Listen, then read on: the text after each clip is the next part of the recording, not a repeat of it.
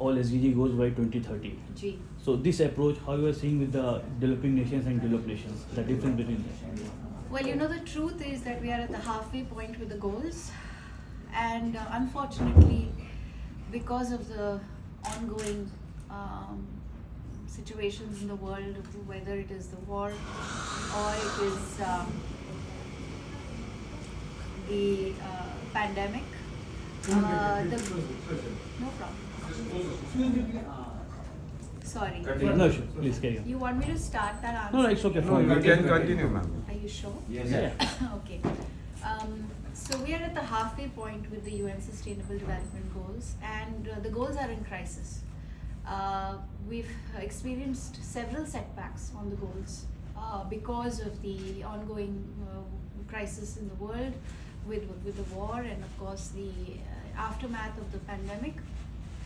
And we really need to mobilize action everywhere, and that's actually one of the primary reasons I'm here, to help people understand that everyone has a part to play. Individuals will have to take action, and the UAE included has to step up on many more aspects of the goals.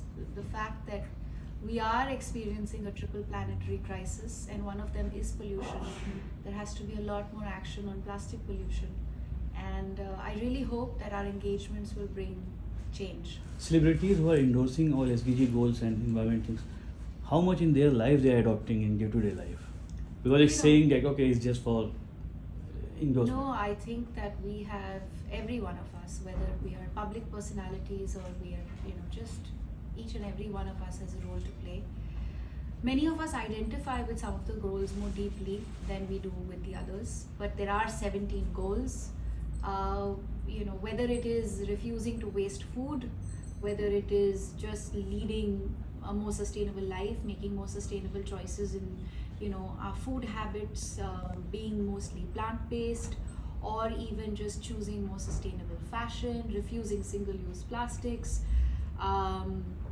There are so many ways in which people in the public sphere can help impact change by adopting these changes. And I think for me, personally, my journey, I can only talk about the choices I've been able to make over the last decade. With the growing awareness, the choices that I've been able to make have inspired people. I see so many more people carrying their own metal bottles today, which is wonderful.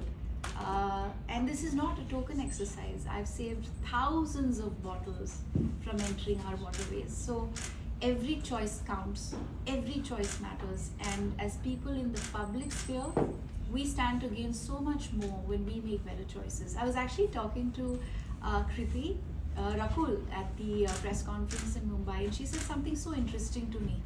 When we were talking about saving water, she said, when we're at a restaurant, I don't allow the restaurant to change my plate.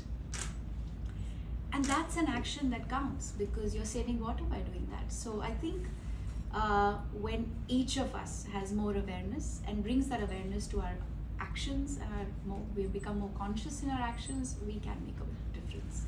Are you looking forward to that? And do you think that will bring a lot of more awareness in the country? Because UAE is a country which is it was a desert and it's turned into a concrete jungle now, and so much water desalinization, all of that happens over here. But yes, there's a lot of plastic waste that also comes with.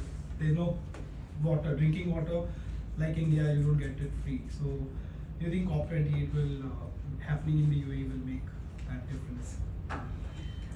As India was host to two of the COPs in the recent years, and I do know and I do believe that it did make a huge impact in improving awareness within policymakers, within government systems and civil society. I participated in these COPs, and I stood to gain so much from it, and I do believe that when a country is a host to such a important summit and has such momentous participation from various member states and just a deeper understanding of the science, I think with the advocacy also comes the solutions, and the solutions exist. It's a matter of time, and it's also a matter of principle, right? Whether you want to adopt those solutions. And I think more and more countries are, and I hope UAE does too. We can see you are carrying the SDG badge with you. Yes. Thank you. You have had a long standing Sorry, association. just a second. We have Mr. Sharp, who is the US.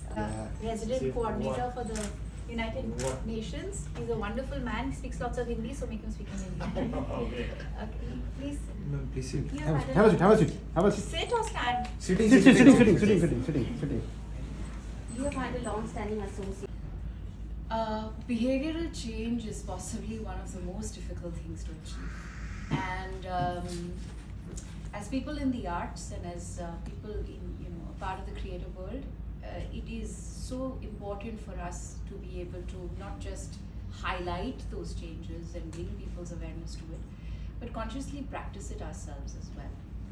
I see a distinct difference within my fraternity, and I think it's so important to point out that because when I started traveling with my mental bottle 8 years ago, a lot of people thought it was inconvenient, it was funny, it was ridiculous even.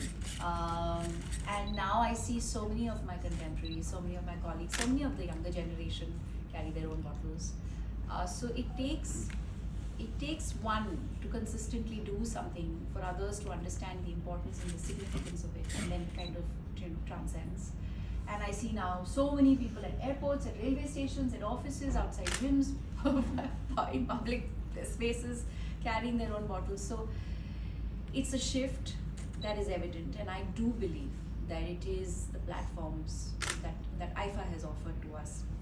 We did in 2019, I think we did a partnership with IFA, with the Environment Program, did a partnership with IFA. And I do believe that a lot of the advocacy and the communication during that year did help bring more awareness to people.